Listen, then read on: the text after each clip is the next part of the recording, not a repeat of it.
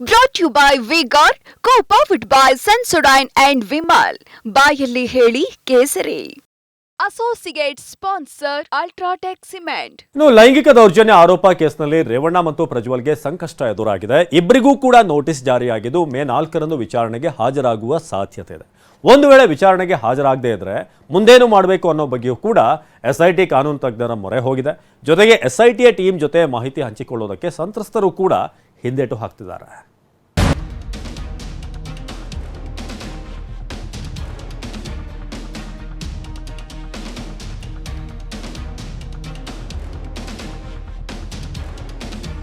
Prajwal pen drive ರಹಸ್ಯ ಬೆನ್ನತ್ತಿದ SIT. 3 ತಂಡ 3 ಆಯಾಮ ಹೇಗಿದೆ ತನಿಖೆ? ಎಸ್ಐಟಿ ಮುಂದೆ ಹೇಳಿಕೆ ನೀಡಲು ಸಂತ್ರಸ್ತೆಯರ ಹಿಂದೇಟು.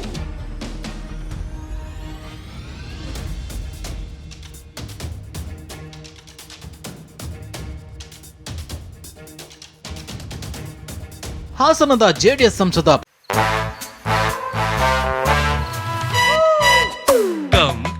Come my love, please don't say no baby. Come my love. V-Guard ನ air coolers extra large cooling pad ನೊಂದಿಗೆ ಇದು ಎಂತೆಂಥವರನ್ನು ಕೂಲ್ ಆಗಿಸುತ್ತೆ. V-Guard air coolers, long lasting cooling. Prajwal Revanna ವಿರುದ್ಧದ ಲೈಂಗಿಕ ದೌರ್ಜನ್ಯ ಪ್ರಕರಣದ ತನಿಖೆ ಚುರುಕುಗೊಂಡಿದೆ. 18 ಅಧಿಕಾರಿಗಳ 3 ತಂಡ 3 ಆಯಾಮದಲ್ಲಿ ತನಿಖೆ ನಡೆಸುತ್ತಿದೆ. ಆದರೆ ಇದುವರೆಗೆ 5 ಸಂತ್ರಸ್ತೆಯರು ಮಾತ್ರ ಎಸ್ಐಟಿ ಮುಂದೆ ಹೇಳಿಕೆ ನೀಡಿದ್ದು, ಉಳಿದವರು ಹೇಳಿಕೆ ನೀಡಲು ಹಿಂದೇಟು ಹಾಕ್ತಿದ್ದಾರೆನ್ನಲಾಗಿದೆ. ವಿಚಾರಣೆಗೆ ಕರೆದಾಗ ಸಂತ್ರಸ್ತೆಯರು ಏನು ಹೇಳಿದ್ದಾರೆ ಅನ್ನೋದನ್ನ ನೋಡೋದಾದ್ರೆ, ಎಸ್ಐಟಿಗೆ ಮಾಹಿತಿ ನೀಡಲು ಸಂತ್ರಸ್ತ ಮಹಿಳೆಯರು ಹಿಂದೇಟು ಹಾಕ್ತಿದ್ದಾರಂತೆ. ನಮಗೆ ತೊಂದರೆ ಕೊಟ್ರೆ ಸೂಸೈಡ್ ಮಾಡಿಕೊಳ್ತೀನಿ ಅಂತ ತನಿಖೆಗೆ ಕರೆದ ಎಸ್ಐಟಿಗೆ ಹೇಳ್ತಿದ್ದಾರಂತೆ. ವಿಡಿಯೋದಲ್ಲಿರುವ ಸಂತ್ರಸ್ತೆಯರ ಸಂಪರ್ಕಕ್ಕೆ ಎಸ್ಐಟಿ ಯತ್ನಿಸಿದ್ದು, ಆದ್ರೆ ಏನು ಹೇಳಲ್ಲ, ಏನು ಕೇಳಬೇಡಿ ಅಂತ ಸಂತ್ರಸ್ತೆಯರು ಹೇಳ್ತಿದ್ದಾರೆ. ಅಲ್ಲದೆ ನಾವು ದೂರು ಕೊಟ್ಟಿಲ್ಲ, ನಮ್ಮನ್ನೇಕೆ ಎಳೆದು ತರ್ತೀರಿ, ನಮ್ಮನ್ನ ನಮ್ಮ ಪಾಡಿಗೆ ಬಿಟ್ಟು ಬಿಡಿ, ಏನಾದ್ರೂ ತೊಂದರೆ ಕೊಟ್ರೆ ಸೂಸೈಡ್ ಮಾಡಿಕೊಳ್ತೀವಿ ಅಂತ ಎಚ್ಚರಿಕೆ ಕೊಟ್ಟಿದ್ದಾರೆ ಎನ್ನಲಾಗಿದೆ. ಎಚ್.ಡಿ. ರೇವಣ್ಣ ಪ್ರಜ್ವಲ್ಗೆ ಎಸ್ಐಟಿ ನೋಟಿಸ್. ಮೇ 4ಕ್ಕೆ ವಿಚಾರಣೆಗೆ ಹಾಜರಾಗ್ತಾರಾ ಅಪ್ಪ ಮಗ?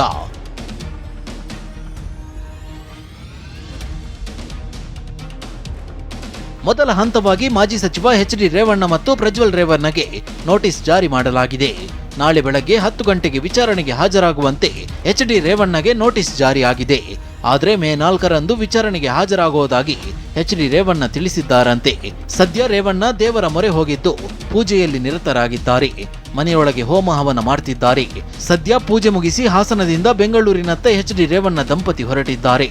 ನಾಳೆ ತಮ್ಮ ವಕೀಲರೊಂದಿಗೆ ರೇವಣ್ಣ ಚರ್ಚೆ ಮಾಡಲಿದ್ದಾರೆ. ಎಲ್ಲಾನು ಎದುರಿಸೋಣ, ಏನು ತಲೆ ಕೆಡಿಸ್ಕೋಬೇಕಲ್ಲ ನಾವಂತ. ಇವಾಗ ಬೆಂಗಳೂರಿಗೆ ಹೋಗ್ತೀವಿ ಸರ್ ತನಿಖೆ. ತಪ್ಪು ನಾನೇನು ಮಾಡಿಲ್ಲ, ಯಾವುದೇ ತನಿಖೆಗೆ ಸಿದ್ಧ ಇದ್ದೀನಿ, ಎದುರಿಸ್ತೀನಿ. ಈ ಆರೋಪ ಬಂದೆಲ್ಲ ಸುಳ್ಳಾಗದು. ಇದೆಲ್ಲ ಸುಳ್ಳಿನ ಆರೋಪ ಎಲ್ಲ, ಅದ್ರ ಬಗ್ಗೆ ಇವತ್ತೇನು ಮಾತಾಡಲ್ಲ. ಇನ್ನು ವಿದೇಶದಲ್ಲಿರೋ ಪ್ರಜ್ವಲ್ಗೆ ಹಿಂದೆ ವಿಚಾರಣೆಗೆ ಹಾಜರಾಗಬೇಕು ಅಂತ ನೋಟಿಸ್ ನೀಡಲಾಗಿತ್ತು. ಆದರೆ ವಿದೇಶದಲ್ಲಿರೋ ಪ್ರಜ್ವಲ್ ಇವತ್ತು ವಿಚಾರಣೆಗೆ ಹಾಜರಾಗಿಲ್ಲ. ವಿದೇಶಕ್ಕೆ ತೆರಳುವಾಗಲೇ ಮೇ 3ಕ್ಕೆ ರಿಟರ್ನ್ ಟಿಕೆಟ್ ಬುಕ್ ಮಾಡಿದ್ದಾರೆ. ಮೇ 3ರಂದು ರಾತ್ರಿ ಬೆಂಗಳೂರಿಗೆ ಆಗಮಿಸ್ತಾರಾ, ಮೇ 4ಕ್ಕೆ ವಿಚಾರಣೆಗೆ ಹಾಜರಾಗ್ತಾರೆ ಅನ್ನೋದಕ್ಕೆ ಕನ್ಫರ್ಮ್ ಇಲ್ಲ. ಯಾಕಂದ್ರೆ ಇಮಿಗ್ರೇಷನ್ ಕ್ಲಿಯರೆನ್ಸ್ಗಾಗಿ ರಿಟರ್ನ್ ಟಿಕೆಟ್ ಬುಕ್ ಮಾಡೋದು ಕಡ್ಡಾಯವಾಗಿರೋದ್ರಿಂದ ಟಿಕೆಟ್ ಬುಕ್ ಆಗಿದೆ. ಹೀಗಾಗಿ ಮೇ 3ರಂದೇ ಬೆಂಗಳೂರಿಗೆ ಬರ್ತಾರೆ ಅನ್ನೋದು ಖಚಿತವಾಗಿಲ್ಲ. ಪ್ರಜ್ವಲ್ ವಿಚಾರಣೆಗೆ ಹಾಜರಾಗದಿದ್ರೆ ಮುಂದೇನು?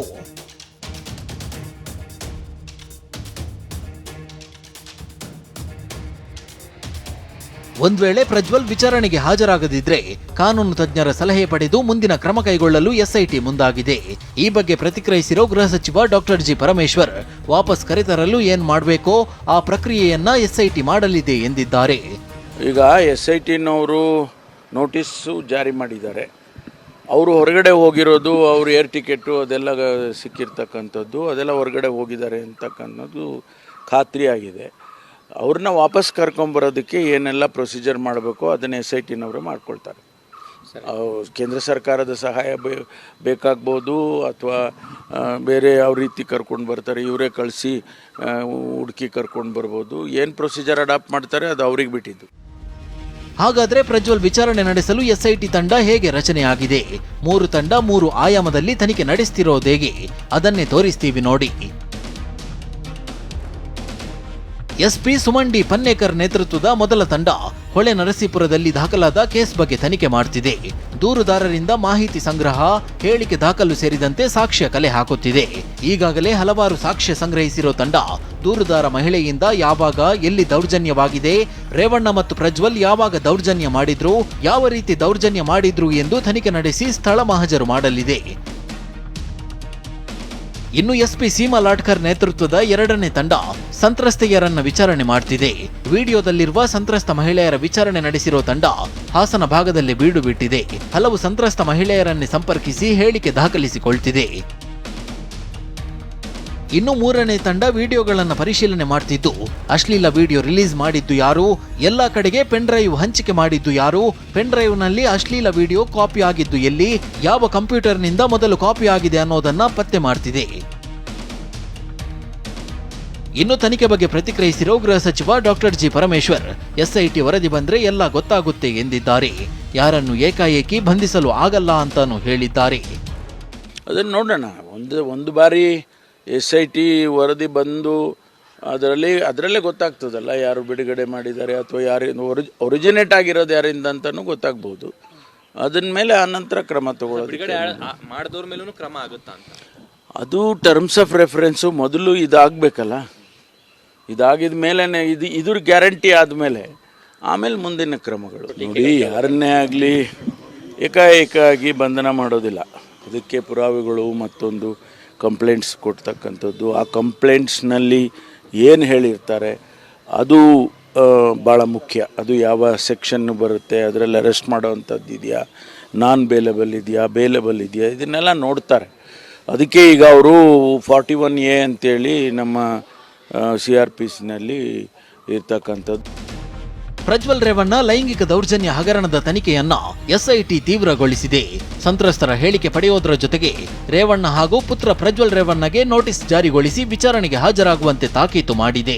2 ದಿನಗಳಲ್ಲಿ ಪೆನ್ ಡ್ರೈವ್ ಪ್ರಕರಣ ಮತ್ತೊಂದು ಹಂತ ತಲುಪಿದ್ರೂ ಆಶ್ಚರ್ಯವಿಲ್ಲ. Bureau report, TV9. Brought to you by V-Guard, co-powered by Sensodyne and Vimal. ಬಾಯಲ್ಲಿ ಹೇಳಿ ಕೇಸರಿ. Associate sponsor, UltraTech Cement.